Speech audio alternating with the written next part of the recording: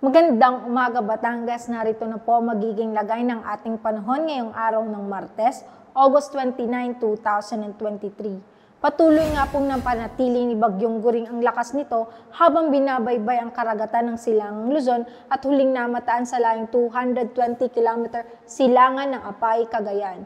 Taglay ang lakas na hangin na 155 km per hour at pagbugso na 190 km per hour.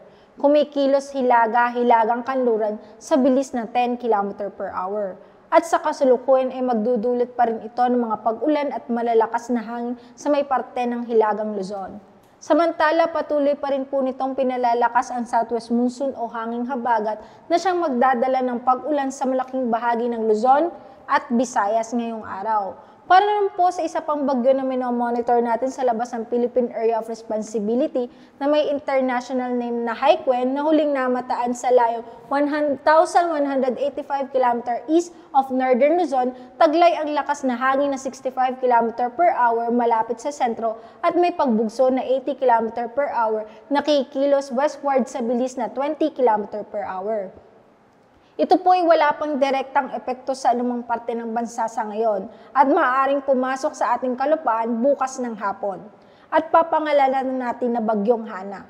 Para naman po sa magiging lagay ng panahon sa probinsya ng Batangas ay makakaranas po tayo ng maulap hanggang sa maulap na kalangitan na may mataas na tsansa ng kalat-kalat na may hina at katamtamang pag-ulan dulot nga po ng pinalakas na southwest monsoon ni Bagyong Guring.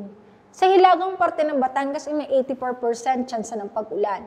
Sa silangang parte ay may 40% tsansa ng pag-ulan, samantalang sa kanlurang parte ng Batangas ay may 94% tsansa ng pag-ulan at sa timog bahagi ay may 63% tsansa ng pag-ulan.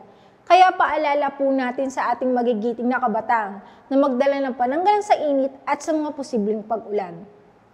Samantala may nakataas na gale warning po dito sa probinsya ng Batangas na may taas na alon na 2.8 to 4.5 meters kung saan mapanganib pa rin pong pumalaot para sa maliliit na sasakyan pandagat.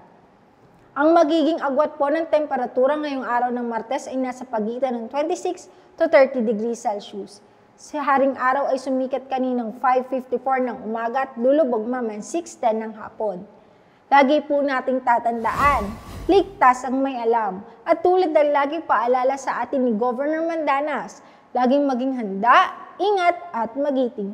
Wala po sa Batangas Provincial Disaster Risk Reduction and Management Office. Ako po si Raven Natasida, nag-uulat. Magandang umaga po.